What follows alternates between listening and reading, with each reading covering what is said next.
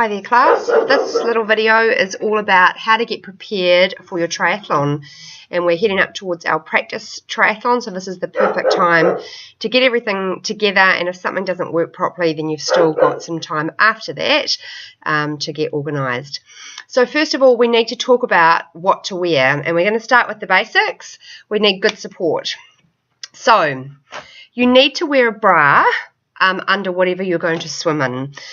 And you also need to practice swimming in a bra. What I suggest is that you wear a good sports bra that has got some support. So here is an example of something: underwire support, nice wide straps over the shoulders and around the back. Okay. And for girls that want to minimise bounce or who are a little bit bigger in the bust, I also suggest that you can then wear a second bra, like this t-shirt style racerback bra, over the top. Okay, so double braing it is a good way to provide extra support. Alright, that is thing number one. Then you need to think about what you want to swim in. You've got a few different options. Whatever you want to swim in, you need to then keep that on for the bike and the run, so it's important to consider it. I have a tri-suit here. Okay, so this is designed specifically for triathlons. It's an all-in-one suit, and it has long legs with elastic built in so they don't ride up. It has a built-in chamois in the crotch, so it means that there's no seams, but it also has a slight amount of padding to make the bike ride more comfortable, and it is quite supportive with sort of a built-in bra type thing as well. So that option there, I could swim in that, I could have my wetsuit over the top, or I could just have it on its own. I could go straight into the bike wearing the same thing and straight into the run wearing the same thing. So there's one option. If you don't have a tri-suit or you don't want to wear a tri-suit, you can do some other things. So one option would be to wear a pair of bike pants. I have an example here of a proper pair of bike pants which I have turned inside out to show what the chamois looks like. Okay, it is padded. It means there are no seams to cause like rubbing, friction or chafing, and it's slightly padded for more comfort, as well as that there is a sticky elasticated bit in the leg, which means that those pants don't ride up, which is quite important when you are cycling, but more important when you are running. Okay, so you could wear those bike pants as the bottom half and then wear sort of a skin style top, or a sports bra on the top half. Okay, so again, that's up to you. Some people like to wear their swimming togs with a bra underneath, and when they run out after their swim, they then chuck on a pair of shorts over the top. If that's what you want to do, that's fine, but as soon as you do that, you have the seams of your swimming togs which can rub during the cycle, and obviously then you can have chafing during the run. So I really leave that up to each individual. Other people feel a little bit self-conscious during their cycle or their run, so they choose to put a singlet top on over the top. So here's an example of one. You want one that's close fitting, you want one that's but not so close fitting that you can't get it on. So this is just a basic singlet top, and you could actually pin your number onto this top, on the front of this top, and then throw it on after your swim. If you are wearing a wetsuit, you can wear whatever you want to in the bike and run. You can wear that under your wetsuit. Okay, but if you're not wearing a wetsuit, then you do need to consider drag in the water. So you don't want to be wearing your singlet in the water. Obviously with the swim, you're also going to need a cap. So here's an example of a cap. It's usually good to have a bright colour where you can be identified, but not a colour that makes you look like a flotation buoy, which this red one may in fact do. It keeps you warmer in the cold water, and it also makes you a little bit more visible, and it reduces drag as well. So cap and a good pair of goggles, ideally ones that don't fog, and for triathlon, bigger ones with good vision can be a really good idea sneakers as well.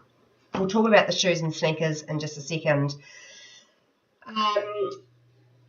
You would also have something to put your race number on. We will also talk about that shortly. And then for your cycle, you would have your fuel and your hydration. So you would either have your water already on the bike, or if you were using a the replacement with electrolytes. You would have that in the water bottles already on the bike. And some people choose to use gels for the shorter distance sprint. You don't really need these. But these gels are energy replacement. You want to be doing all your refueling on the bike. Don't waste time drinking or trying to take any snacks in transition. It just adds too much time to your overall time. Your sunscreen should be applied beforehand. That morning is usually a really good idea, but just a reminder that sunscreen on a hot day is really important.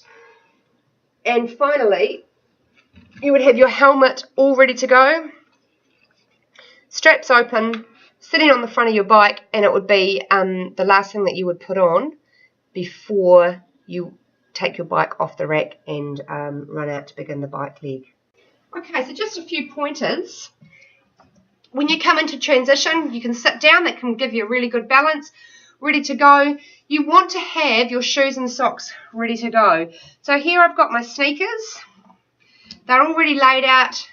The laces are open, and the sock is already ready to go with my toe put in. So what I would do to prepare my socks, nice absorbent socks rather than cotton ones that get stuck, is just have it up, all ready to go. When I come over, then all I have to do is wash off my feet and dry, slip it on, and I'm ready to go. Next thing with the shoes, I really recommend that you get some elastic laces. I don't have any on this pair of shoes, but they cost about $20 to get the elastic laces with the toggles, and it means that you literally slide your foot in, tighten the lace, and go. You can make your own with some elastic and a little toggle, or by tying a knot in them, and that'll cost you probably less than 10 cents. Okay, but those elastic laces are really, really well worth getting. The other thing I want to talk to you about is a race belt. So I have a proper one here. I'll just grab it for you. So this is a race belt, and I can pop my number here with the holes that are provided and the little toggles. There are a couple of ways that people prefer to use their race belts. Some people like to have it open and they lay it over their bike. When they come out of their swim, all they have to do is pick it up, put it around their body, and clip it on. And they're ready to go. For this triathlon, the organisers like you to have your race number at the front, so you just spin it round. And if it bothers you during the run or the bike, you can spin it back again. Because I wear a wetsuit in my swim, I actually put my race belt on with the number on underneath my wetsuit. Okay, so that way I don't even have to worry about it. I know that I'm not going to forget it. Your final option, and this is a lot of people choose to do this, they have one already done. They have it already clipped up, and what they do is they come in from the swim, they put their shoes on, they step through, pull it up around their waist, ready to go.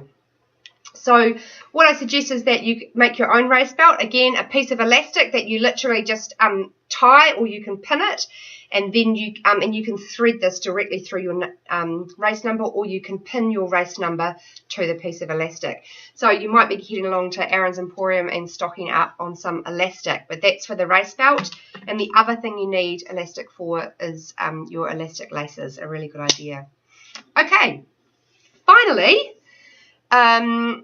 before you set out on your run leg, if it's really hot, it's worthwhile having a hat ready to go. So you come in, you rack your bike, you take your helmet off. You should have already had your drink on the bike, okay, not wasting any time in transition. You may be doing a shoe change from your bike shoes to your regular shoes, but most of you won't have to worry about that, and you can just grab your hat, chuck it on, and off you go, right? And that's really a matter of preference if you like to wear a hat and sunglasses on the bike and on the run. So that one can be completely up to you. So girls, I've got all of my gear packed into my race crate. What that means is that along with my bike, I should be able to carry all of my gear in one go. So the crate under one arm and pushing the bike with the other arm. A few other things to consider. A towel for a shower at the end. I've got my jandals on. That can be really good at the start when you're waiting for the swim, and then at the end. And of course, you want to have shorts and t-shirt to change into afterwards. There is a prize giving, It's always nice to be able to be in some fresh clothes. So ladies, I hope that helps you with your preparation. Your task after watching this video, instead of doing a summary, is to prepare a checklist of everything that you need for each stage, and also any extras for before and after. And then you need to check off what you already have and what you need to get organised before your practice triathlon. Thanks very much.